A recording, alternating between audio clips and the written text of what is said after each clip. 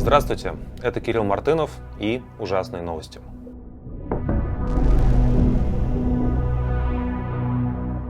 Наверное, самая красочная история, конечно, происходит вокруг судебного преследования Юрия Шевчука, лидера группы ДДТ, всем известного. Его, наконец-то, долго к этому суды шли, долго никак не могли решиться. Его, наконец-то, оштрафовали на 50 тысяч рублей за его выступление на концерте в Уфе несколько месяцев назад. Родина, друзья, это не жопа президента, которую надо все время мусолить, целовать. Шевчук тогда сказал, что, в общем, он против любой войны, еще раз подтвердил это накануне этого судебного заседания. Начиная с войны в Афганистане, точнее даже так, начиная с войны во Вьетнаме, через Афганистан, через все остальное, что было, я всегда против войны, написал Шевчук. Это знаменитый документ, который ходит по сети с его подписью такой свежей. И на концерте он также сказал тогда знаменитую фразу, что «Родина — это не жопа президента». Вот сейчас, поскольку все это в итоге сочли дискредитацией российской армии, то нам российский суд в Уфе, кажется, намекает на некоторый парадоксальный такой ценностный вывод о том, как нам именно следует понимать Родину, и причем здесь президент, причем какие-то здесь части его тела. Тут вы сами можете сделать вывод, кто прав, суд в Уфе или Юрий Шевчук. Мне еще очень понравилось по этому поводу, что еще один журналист, у нас действительно сегодня много журналистов из команды агентства, они провели такое, что-то вроде расследования. Они посмотрели, какие медиа написали про то, за что, собственно, судят Шевчука, а какие не решились цитировать, собственно, фразу «жопа президента». Представьте, это на самом деле очень болезненная вещь, да, представьте себе, вы сидите в России, пишете какую-нибудь статью, да, значит, Юрия Шевчука судят за дискредитацию российской армии. Что конкретно он сделал? А он сказал, что Родина — это не жопа президента. И вы такие собираетесь, у вас такое редакционное планирование, вы говорите: господи, боже мой, можем ли мы вообще полагать, что у президента есть жопа? Скорее всего, нет, скорее всего, наши медиа закроют, скорее всего, мы не можем так поступить. И, в общем, агентство пришло к выводу, что никакие российские медиа не цитируют Шевчука. Это совершенно недопустимо думать о том, что, в принципе, эти два слова могут рядом стоять, соответственно, жопа и президент. С другой стороны, все медиа, которые работают из-за рубежа, они, по всей видимости, специально туда уехали для того, чтобы себе не отказывать в возможности называть вещи своими именами и цитировать именно то, что Шевчук сказал на концерте, а не то, что ему приписал потом суд или какую-то более такую смягченную, подцензурную версию. Так что мы на стороне того, чтобы называть жопы жопами.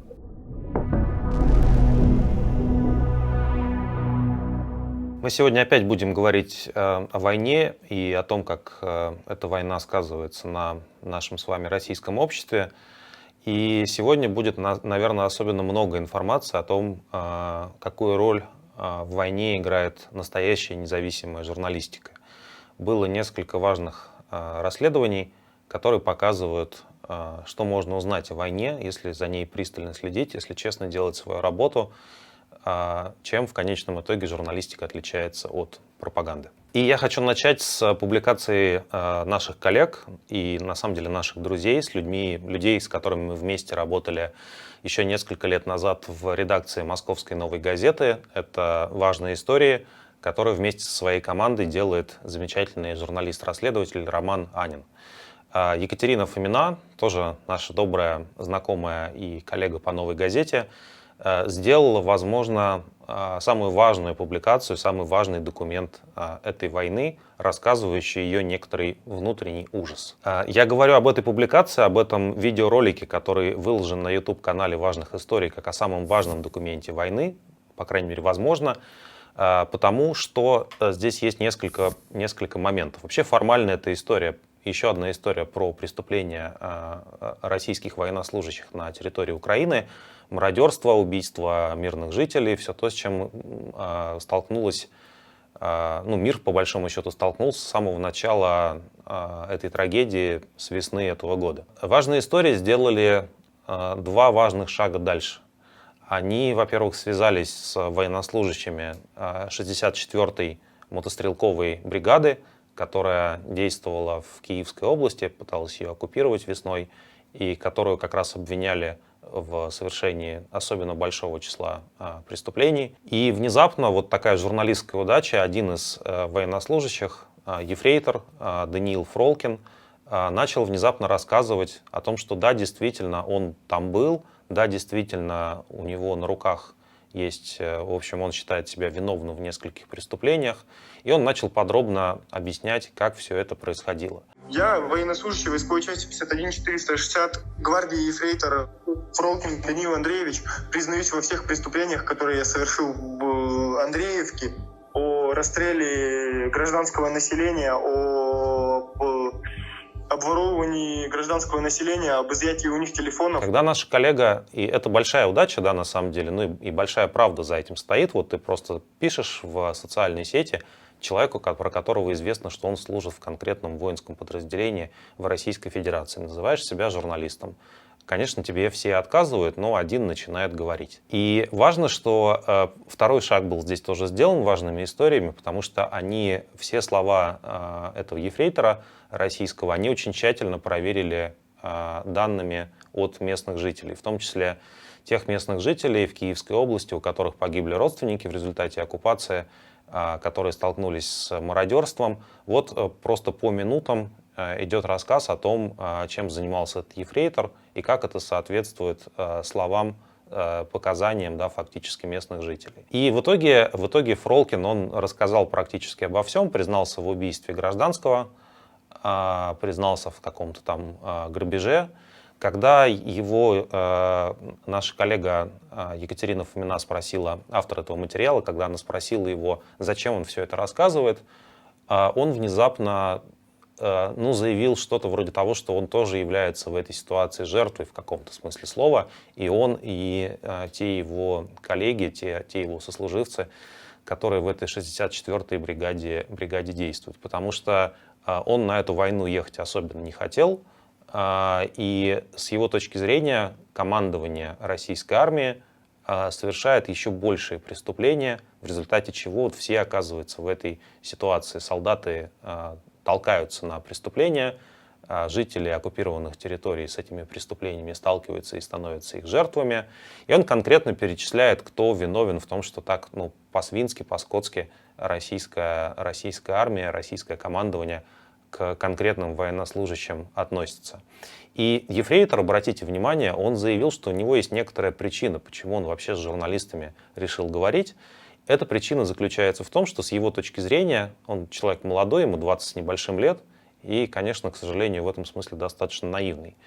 Он думает, что если рассказать всю правду, вот если мы с вами все узнаем эту правду, если журналисты про нее напишут, мы этим занимаемся, вот важные истории, фильм сняли, то все поймут, что есть военные преступники, и этих генералов, этих офицеров накажут.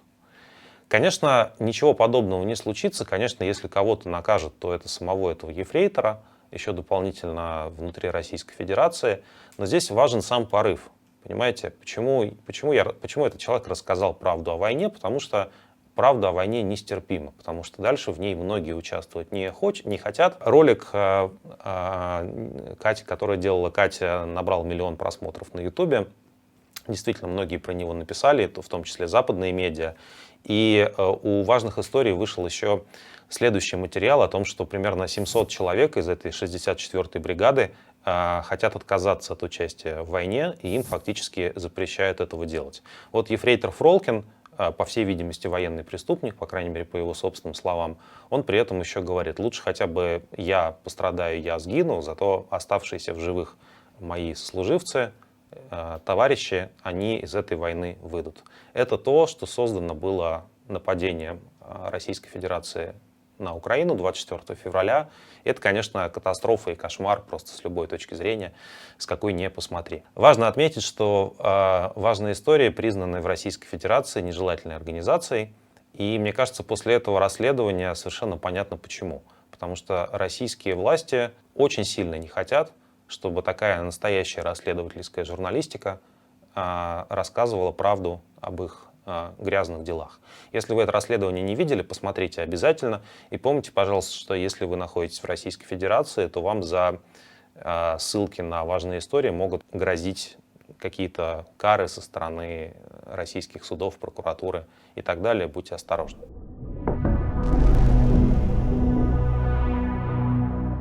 На этой неделе я бы хотел среди военных материалов выделить текст в другом жанре. Это скорее такой репортаж, история классическая. Она написана Ириной Халип, и она начинается в Минском Суворовском военном училище. В конечном итоге это тоже история про трагедию, про зло войны, про войну как катастрофу. Текст называется «Служили два товарища», почитайте, пожалуйста. Вкратце история такая. Было два молодых человека, и 40 лет назад они оба учились в Суворовском училище в Минске, в Советском Союзе. Один из них в итоге пошел служить в украинскую армию, просто с семьей жил там, другой оказался в Российской Федерации, и оба они стали полковниками. Вот один полковник служил в ВСУ, а другой в армии Российской Федерации. Потом второй полковник напал на первого, и тот, в общем, украинский офицер, он написал: «Какого черта вы делаете? Вы хотите прийти на нашу землю для того, чтобы убивать суворовцев и их семьи, потому что мы с тобой учились в одном училище». Была вот эта попытка этого такого диалога с переходом на крик, а потом они оба еще и погибли. Что совершенно что показывает эта история Халип, она важна для меня, потому что она показывает абсолютную бессмысленность происходящего, того, что начал Путин, и того, что теперь навсегда станет трагедией для обоих стран, в первую очередь для Украины, но и для Российской Федерации тоже. Просто люди гибнут ни за что и воюют друг против друга, потому что так кто-то решил.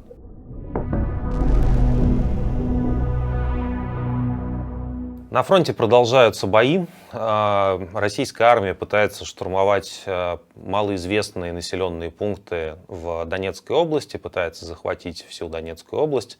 И пока у российской армии этого не получается сделать, темпы наступления на Донбассе значительно снизились.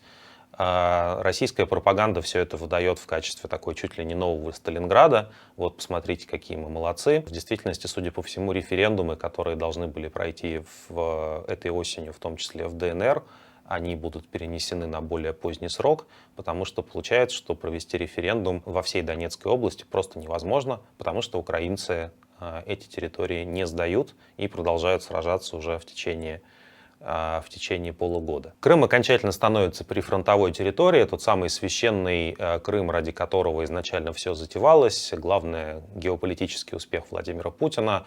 8 лет с этим Крымом все бегают, ради него в конечном итоге все вроде бы и началось. И вот у нас уже есть на западе Крыма уничтожен российский военный аэродром. Происходят какие-то взрывы, и российская сторона утверждает, что это диверсия в Джанкое. Это такой знаменитый перевалочный пункт. Если вы когда-то давно, много десятилетий назад ездили в Крым отдыхать поездом, то вы проезжали через Джанкой. Вот там тоже сейчас взрываются боеприпасы. И, наверное, самое важное в символическом смысле слова событие. В ночь на пятницу работало ПВО над Керчью. Официально российская сторона утверждала, что просто это вот некоторая была, не знаю, то ли учебная тревога, то ли какие-то плановые стрельбы, то ли еще что-то. Но, в общем, кирчане, привыкшие жить в совершенно мирном месте, там войны не было, наверное, года с 44-го, они впервые слышали взрывы.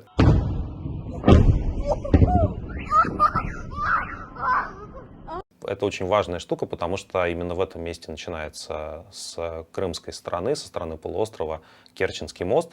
Крымский мост знаменитый. И, честно сказать, это выглядело так, как будто украинские военные прощупывают возможности российского ПВО в этом очень отдаленном от фронта районе. Тем временем, да, российские информационные агентства на этой неделе сказали, что в какой-то из дней недели рекордное количество машин было перемещено через Крымский мост, как бы в обе стороны.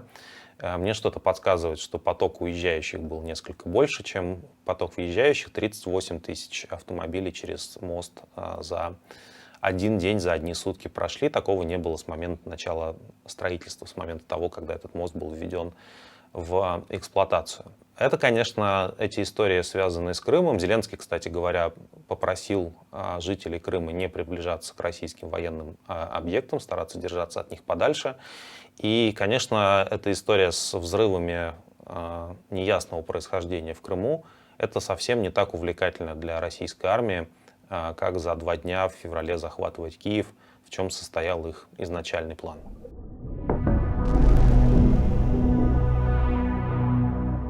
Я обещал говорить сегодня про журналистов, еще приведу коротко два примера. Очень важная статья в Washington Post была опубликована на этой неделе, все ее обсуждают.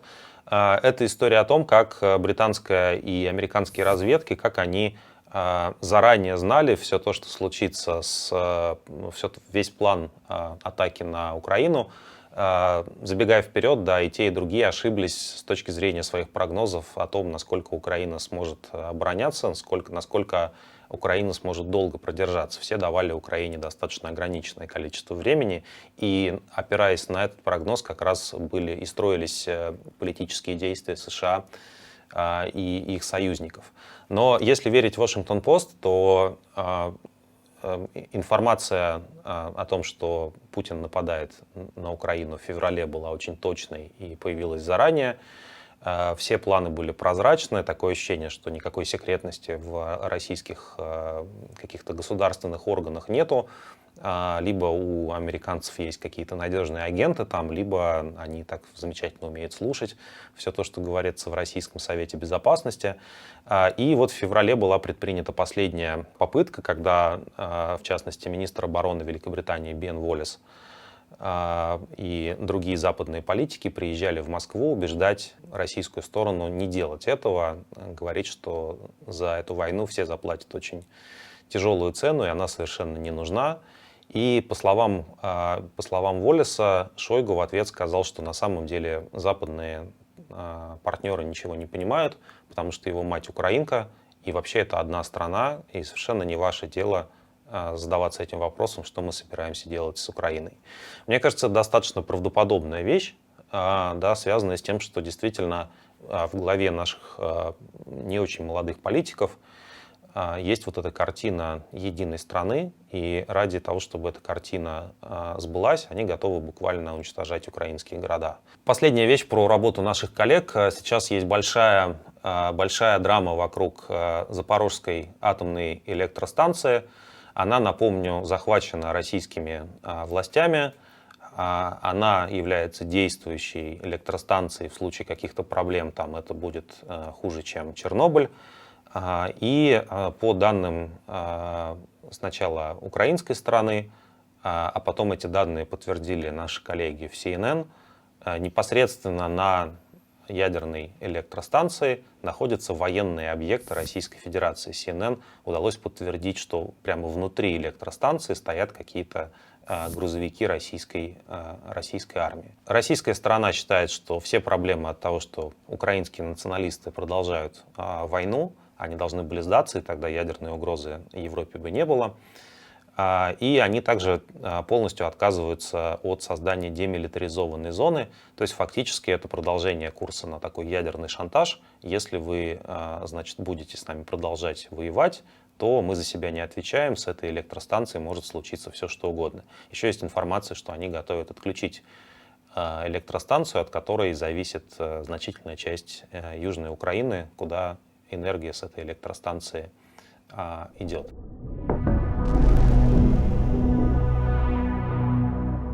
Ну вот мы сказали, что в Крыму уже совсем рядом фронт. В принципе, самая страшная вещь для России потенциально заключается в том, что в России идут гробы с этой бессмысленной войны, а еще с этой войны в Россию приезжают озлобленные, часто вооруженные люди. И часто так получается, уже на этой неделе вот есть два таких ярких, трагических примера, что война становится буквально внутренним делом Российской Федерации. Социологи это явление называют бумерангом насилия, когда вы запускаете где-то войну, а потом ветераны этой войны, научившиеся убивать людей, возвращаются домой и живут с этой травмой и относятся к окружающему миру соответствующим образом. Так уже было после войны в Афганистане, так было после войны в Чечне. Теперь, кажется, даже за эти полгода масштаб ненависти, которая вливается в российское общество обратно, она несопоставима с тем, что было в предыдущее десятилетие по масштабу, по объему. Вот две истории. В Ростове арестован офицер армии Российской Федерации, который застрелил таксиста из-за спора о войне. Об этом сообщает местный ростовский сайт 161.ru. такая вот журналистика, которая рассказывает про какие-то как бы криминальные истории из регионов в России все еще есть, это очень ценно, потому что мы тоже можем это видеть и можем делать в том числе политические выводы без какой-либо цензуры. Вот представьте себе, да, вы садитесь в такси, таксисту не нравится, что идет война, а вы офицер, который, значит, то ли туда едет, то ли оттуда вернулся, и который вооружен. И финальным аргументом в споре с таксистом, наверное, мы все спорили с таксистами когда-то, становится просто выстрел в голову. Это теперь, такие вещи теперь в порядке вещей, и это происходит совсем недалеко от Украины, в Ростове-на-Дону. Это типичное возвращение насилия с фронта в чистейшем виде. Абсолютно такой кристальный пример. И еще одна история из Ростовской области, из того же региона. Об этом пишут наши коллеги из издания «Верстка». Они рассказывают сюжет про гибель местного жителя, который, вот, среди прочего, он еще увлекался мотоциклами, ходил в местный байк-клуб, и его насмерть забили на улице за то, что он высказался в поддержку Украины. Тот же самый сюжет, в данном случае даже не нужно столкнуться с вооруженным человеком, просто если ты не придерживаешься какого-то мнения, которое сейчас как бы для всех является обязательным, ты можешь столкнуться с радикальным насилием и в итоге стать его жертвой, стать же такой жертвой этой войны далеко за линией фронта. Почитайте материал наших коллег из «Верстки Медиа».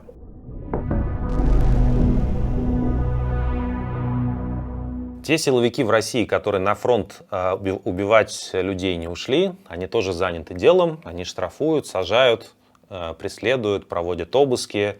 И, в общем, ни на день эта активность не прекращается в Российской Федерации, даже август и сезон отпусков этому не мешает. Тем временем на наших коллег, мы тут прямо, знаете, в каком-то центре такой какой-то репрессивной активности оказались на этой неделе.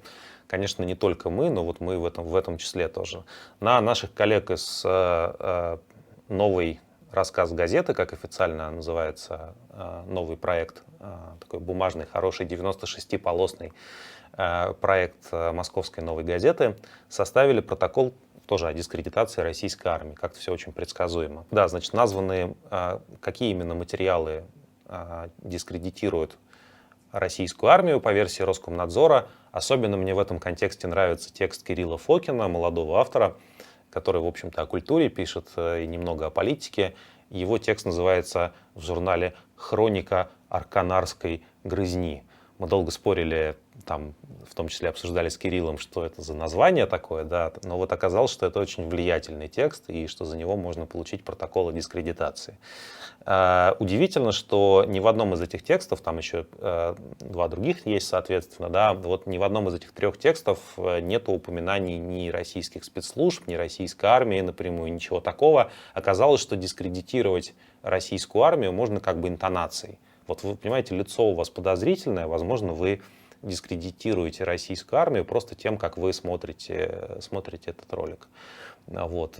Поэтому тут ничего с этим сделать нельзя. Ну, конечно, Роскомнадзор уже просто устал подавать какие-то сигналы, что он не хочет, чтобы никакой журналистики в стране не было. И штрафы, дискредитация и все остальное — это просто перебор каких-то способов, как наконец-то эти журналисты замолчат. А они не замолкают. Вот. И в Казани на этой неделе прошли обыски у 7 журналистов. Это такая, знаете, страшная рутина. Это, конечно, мы идем по дороге к Беларуси, где просто огромное количество журналистов находится в тюрьмах.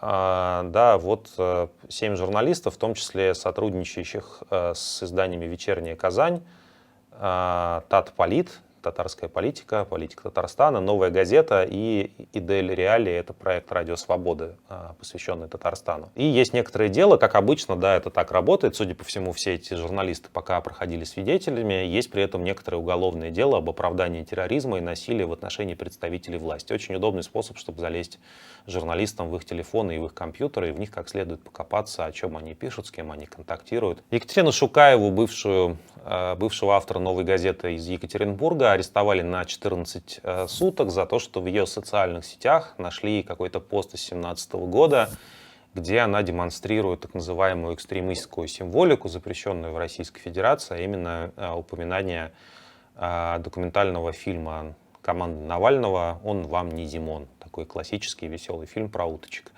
Вот Екатерина отбывает свои сутки ареста, суд уже оставил это решение в силе, и она объявила голодовку.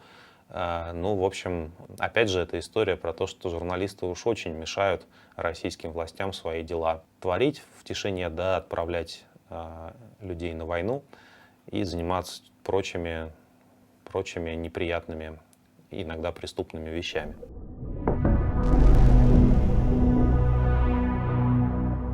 Важная часть ужасных новостей — это всякие трэш и кринж, которые происходят вокруг властей Российской Федерации и всей этой официальной жизни.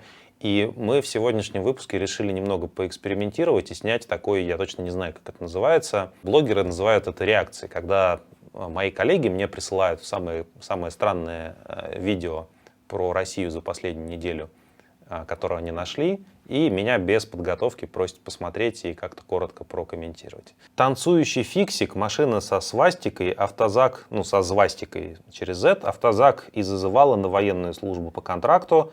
Все это совершенно здоровая атмосфера на выставке «Армия-2022». Какой-то критически настроенный телеграм-канал пишет, значит, видео у нас официальное с РИА Новостей. Так, вот давайте видео посмотрим. Так, ну, мне очень хочется записаться в российскую армию, просто чтобы всего этого не видеть. Вот есть этот человек, который прыгает, да, видимо, он таким бодрым шагом бежит на военную службу, ну, а дальше, видимо, возвращается без рук и без ног и получает орден мужества, да, а его родители, например, ладу. Очень действительно здоровая атмосфера, всем рекомендую. Очень жаль, что мы не можем сейчас посетить это прекрасное мероприятие и проникнуться этим духом патриотизма. Хорошо, мы сейчас возьмем и введем войска для защиты русскоязычного населения. 40% Латвии. Дернутся страны НАТО. Берлин, Париж, Лондон, Брюссель готовы гореть от ударов наших ракет? А если понадобится, то использовать тактическую ядерную... Сейчас, извините, а это обязательно до конца слушать или уже мысль? Да, ну вот здесь ролик, я думаю, что мысль примерно понятна. Даже на ускоренном просмотре это все равно довольно все предсказуемо. Владимир Рудольфович Соловьев, лишенный своего поместья в Италии, лишенного своего YouTube-канала, лишенный, не пишущий в Twitter даже, я вот недавно проверял специально. Когда-то Владимир Рудольфович называл меня этим самым бандеровским подпольем Высшей школы экономики. Тогда у нас была милая дискуссия в Твиттере, а теперь это невозможно. Вот этот человек, запертый в своей студии на, значит, ВГТРК, он говорит, что мы будем атаковать Прибалтику, а НАТО и не дернется, простите. Вот. И у него, кстати, это все как-то, мне кажется, увязано с вопросами про визы. Мне кажется, серьезный повод для Владимира Рудольфовича призывать к атаке на страны Балтии. Прибалтика у нас имперский термин, так Соловьев говорит, а образованные люди говорят страны Балтии, потому что это 3 разных страны, а вовсе не какой-то не регион бывшей Российской империи.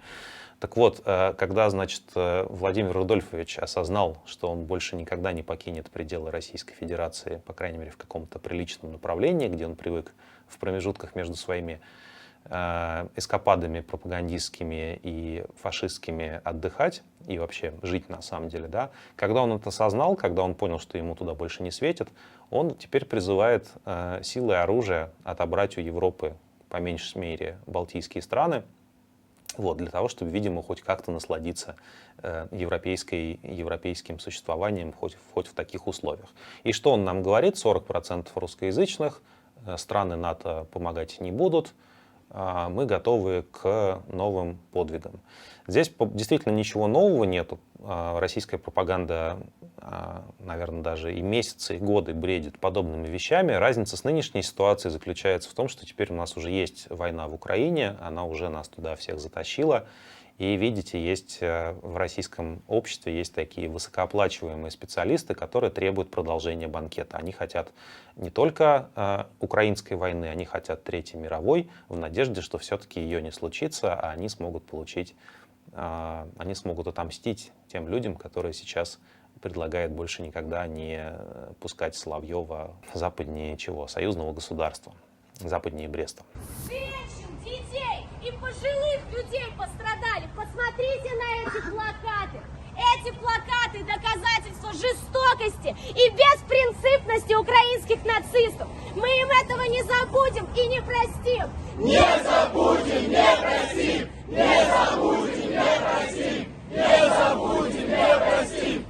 Украина продолжает дистанционное минирование местами мирного населения. Тем самым они запугивают нас, запугивают тех, кто живет в ЛДНР. Но мы не допустим того, чтобы общественность закрывала на это глаза.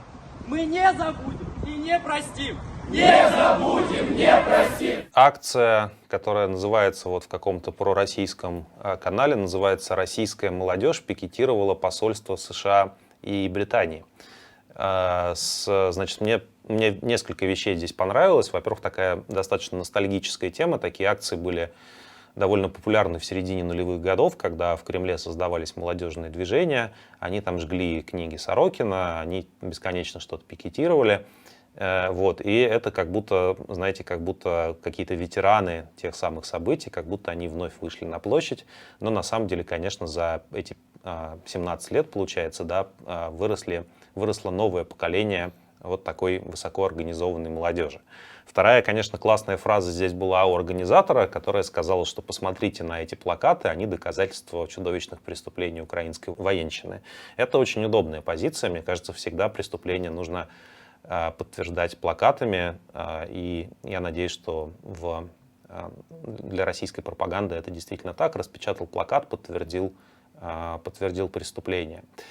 Ну и, наконец, очень здорово, что ликование, вот это антизападное ликование российской молодежи носит столь организованный и одновременно спонтанный характер. Совершенно очевидно, что это вот случайные люди, которые выстроились в цепочку по двое и скандируют «не забудем, не простим» по команде главного активиста. Видно, что молодежь целиком поддерживает курс президента.